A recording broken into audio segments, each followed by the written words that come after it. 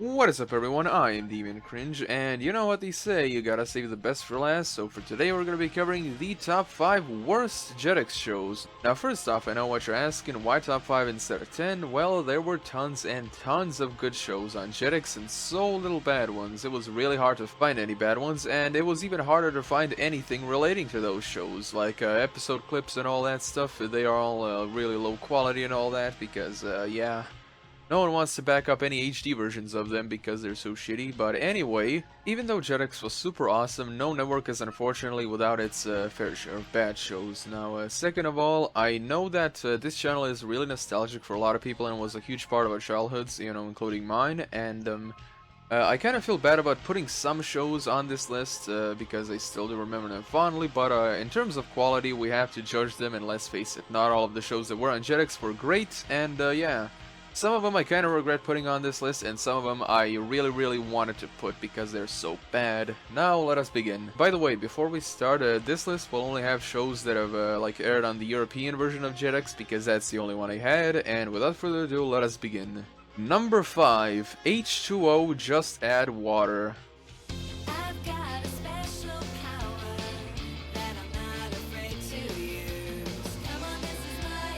Now, I decided to put this show as number 5 because in my opinion it really is not horrible. It's pretty much just mediocre, you know?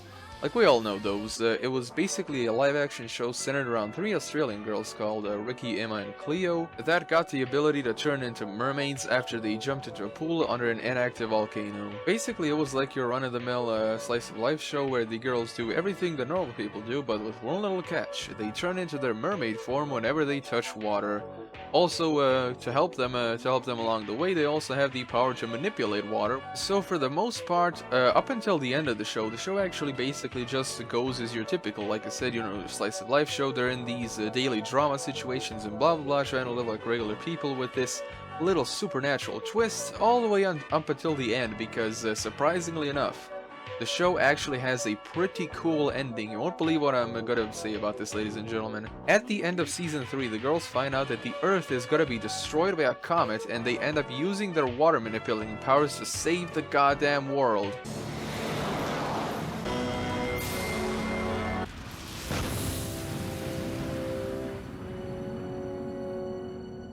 Totally unexpected, am I right, everyone?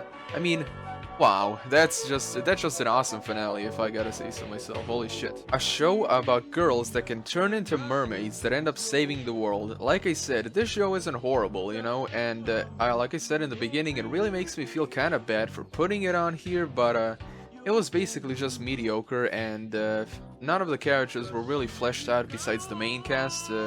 But I can see that the show has its own charm. I mean, a lot of people still remember it fondly to this day. I think while it ran, it had like, I don't know, 250 million people around the world watching it and all that stuff. So it has some degree of quality, and it is pretty nice for what it is. Also, unlike a lot of other live-action shows, H2O did not fall into committing the horrendous sin of using cheap, super low-quality CGI. Number 4, Captain Flamingo. In a world where grown-ups rule, there is one hero looking out for the little guy. He's Captain Flamingo. Oh my god, if the comments from the previous Jetix video were a precursor enough, there are gonna be a lot of people that can't tolerate other people having different opinions than them. But anyway, they're gonna get a huge ass ripping from this one, holy fuck. Now what can I say about Captain Flamingo? It's basically cliche, the animation is like a cheap Flash and all that stuff, the characters are just one-dimensional, and it sticks to the really awful random equals funny shtick. The whole random equals funny thing isn't too often, but it kinda does feel a little bit phoned in and all that. By the way, on a side note, the funny thing is, years later, Cartoon Network took this same exact idea about a boy with an overactive imagination, and they made a cartoon of their own called Elliot Kid, and somehow they managed to make the idea even worse. Like, if you take a look at Elliot Kid, it is just horrible. If you want me to say something really awesome about Captain Flamingo right off the bat, when it's compared to Elliot Kid, it looks like an absolute godsend. Like, mark my words, everyone. So, Captain Flamingo was a cartoon about a boy called Milo Powell with an overactive imagination, like I said before. The main running gag of the show is that his best friend Elizabeth Amanda Zaragoza has a not-so-hidden crush on him, but he is too dumb to notice. Now, first off, I gotta say, if you ask me, to be totally honest, I think this is one of the worst tropes I have ever seen on TV. Like, it is so overdone. I mean, come on, ladies and gentlemen, like, we all know that we love a good laugh, but there's a fine line between comic relief and just being stupid to the point where you want to smash your head through the TV. I don't know, maybe it is true what they say, maybe girls do mature quicker than boys. I mean, come the hell on, Milo, take a hint, why don't you? The episodes have your typical formula, you know, the main character is doing something in his daily life, someone's in trouble, main character transforms into a hero saves the day, and that's the end. Of course, there was the usual joke thrown in here and there, and I gotta say, some of them were actually pretty funny. The show originally premiered on YTV, but was later brought to Jetix Play. I honestly don't know what made the show last for 3 seasons. Maybe it's the fact that they tried to shoehorn in so many different plots and characters. The only other good thing I could say about Captain Flamingo is that even though the whole boy loves girl, boy is too stupid to notice is pretty cliche and overdone to hell and back, it does actually make you laugh. Like, there are some funny moments, like the one where they're stuck in a giant bubble and all that stuff, and Captain Flamingo has to go take a piss. It's too bad about poor Rutger. Uh-huh. But here we are, the 2 of us. Uh-huh.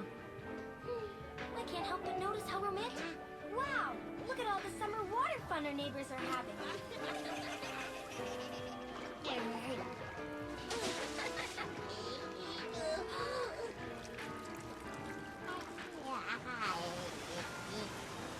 But it would be nice if we had like a little bit more original tropes and all that stuff. You know, like there's no problem with the whole girl loves boy and all that stuff, but I mean, just try to not make the boy character too stupid. I mean, it's just so overdone. Okay, everyone, so I kind of felt bad about putting those 2 shows on the list because I don't think they were like all that bad. But these next 3 shows are gonna be so horrible, you will want to rip your goddamn eyes out. Number 3, Gadget and the Gadgetinis.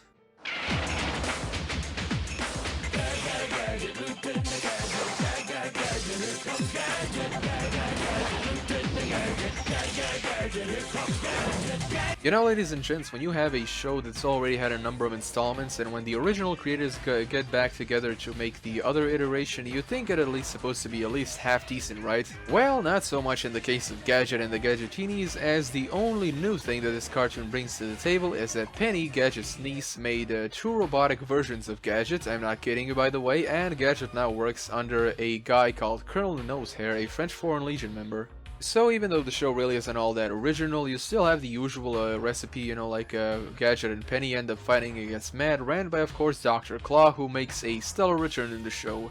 By the way, everyone, have you actually noticed that in the intro, the singer kind of pronounces Gadgetinis in a pretty funny way? Just listen.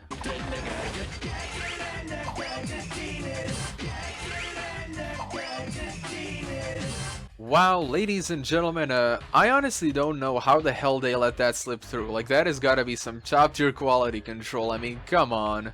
Like, are they trying to make some sort of joke right here? Like, first off, one moment Gadget is fighting Dr. Claw, the next they fall through the floor into a sauna, and then Gadget's like, go, Gadget, penis, bitch. So I already know what you're gonna ask. Like, you're probably gonna ask, like, Dev, what the hell can Gadget's noodle Gadget peenie sidekicks do? Well, they can pretty much do everything that Gadget can do, but they're robots. And I'm actually not kidding over here. Like, they are pretty much just like Gadget, but they are actual robots instead of cyborgs like Gadget. So let me just ask this, if that's actually the case, why didn't they just make 2 extra Gadgets? You know, maybe clone his body and outfit it with the same modifications? It would pretty much be the exact same result. I mean, let's face it, everyone, they're pretty much the same. And what about the villain? Like, surely they had to do something with Dr. Claw. I mean, come on, this is like the main villain of Gadget. Like, he's supposed to be this scary, shadowy figure with only his hand and a scary voice and blah blah blah. Well, in all honesty, in this show, the only new thing that he does is he doesn't really do anything new. Like, the only new thing about him is that you can see his torso and feet, and that's about it. Yeah. At least the animation is good, which is about what you can expect from a Jetix show, but everything else is just so bland and predictable. It's even too predictable for a kid. In my opinion, the best character in the show is actually Colonel Nosehair, because he's the only character that's actually goddamn funny. We are gathered here today to bid farewell to... excuse me one moment.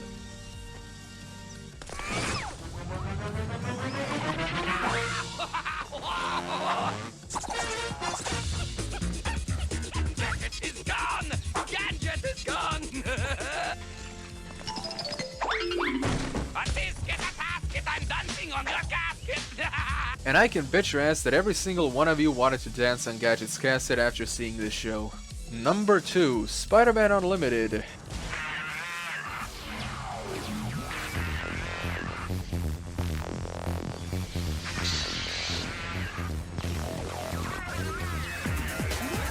I really don't think I'm gonna spend a lot of time talking about this show, as it is one of the most pathetic and most bereft of creativity shows I've ever seen. In fact, I can literally sum up this entire cartoon in just one sentence.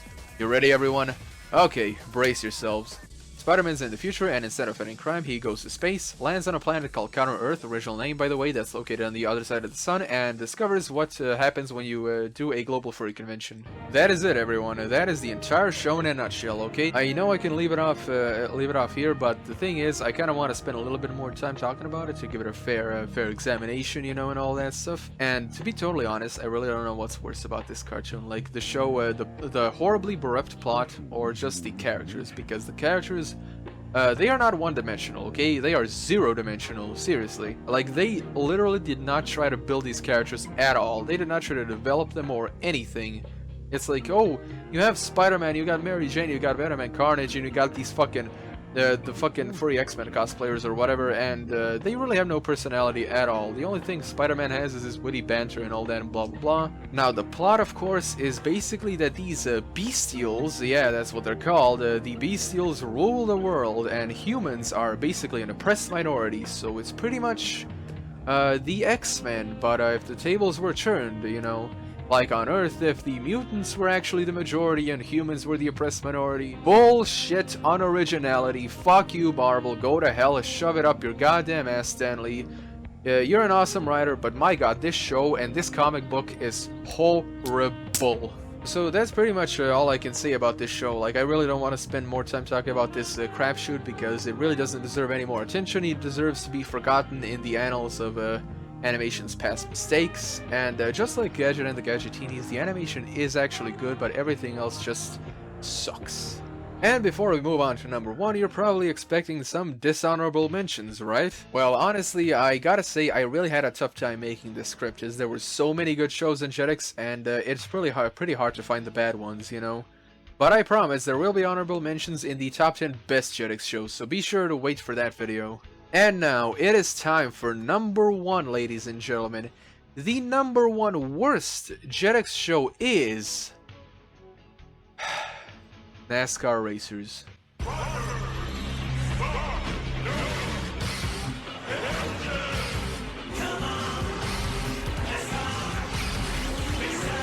Let me just ask you, what do you get when you base a show on one of the most mind-numbingly boring sports known to man? The sport where the only interesting thing that happens are the crashes. Well, my friends, you get a cartoon about NASCAR, but instead of using the elliptical tracks, they have tracks ripped straight out of Hot Wheels cars that can turn into planes or drive on 2 wheels with rocket boosters, and an episode where the lead driver goes into a cabin and fights off a bear.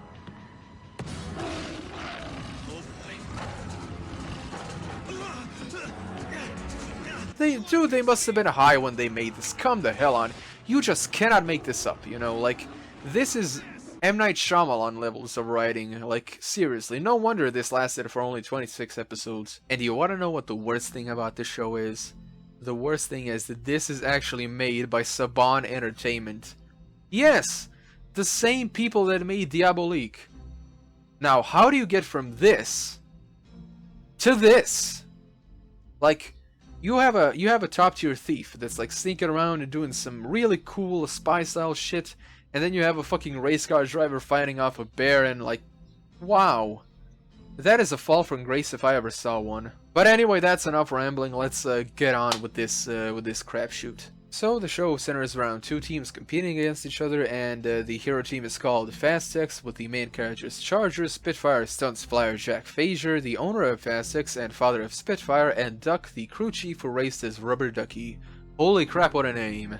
The villain team is called Rexcore, with characters such as the Collector, Spectre, Zarina, Junker, Garner Rexton, the owner of Rexcore, and Specs, the chief, who is a cyborg, and Demolisher, who is an android, specifically made to destroy Fastex. Oh my god. You know, ladies and gents, if the bear wasn't enough, the cyborg and the android just take the cake. Okay, this was a cartoon about NASCAR.